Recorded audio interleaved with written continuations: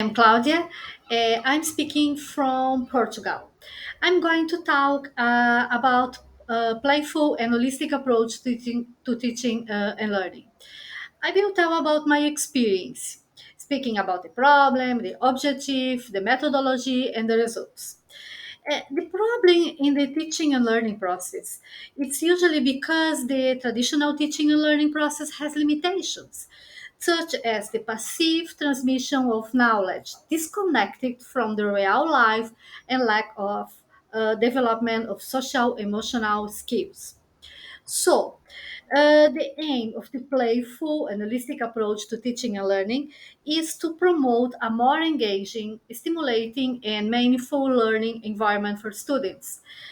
Playful elements such as games, dance, music, handwork, cooking, and creative practice enhance the teaching process, promoting emotional and social well being, developing personal and professional skills. The methodology is here how I apply it to practice. I will mention four concrete examples.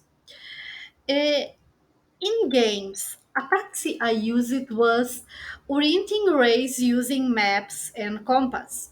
In this activity, students develop strategy, decision making, leadership, teamwork, and communication. Manual activities are also interesting. An example that I worked with the students was the production of mandalas. Mandalas can be a meditative practice that fosters self awareness and enhances one's soft skills such as emotional intelligence and self reflection. The other example was the creation of Samba School, a carnival. In this activity, students play the infrastructure, musical instruments, dance, and choreography, for example. And the last one is developing interpersonal skills taught cooking. In this activity, students simulate the strategic plan of a restaurant from the bureaucratic part to food preparation. The initial part is done in the large group where they decide on the type of the restaurant, mission, vision, values, organizational skills, and individual skills. Then they are divided into groups, and each group is responsible for a dish.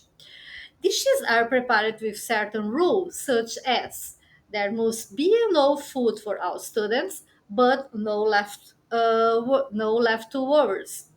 In addition, students taste food, which is also a very interesting moment. And finally, the results.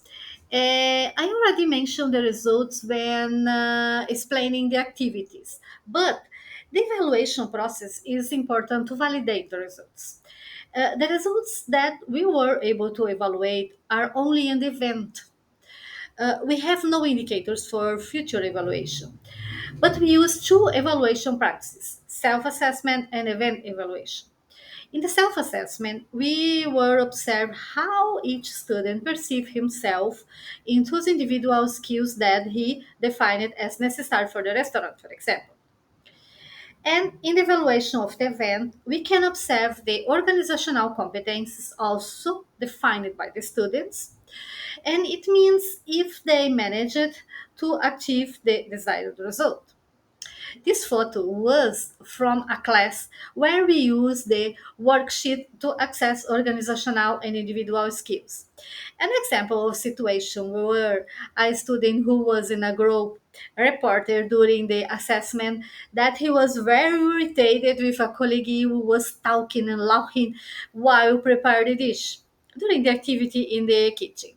Then he himself spoke how he managed to get around this situation and also exemplified how it would be in a restaurant, in a company, if it were real.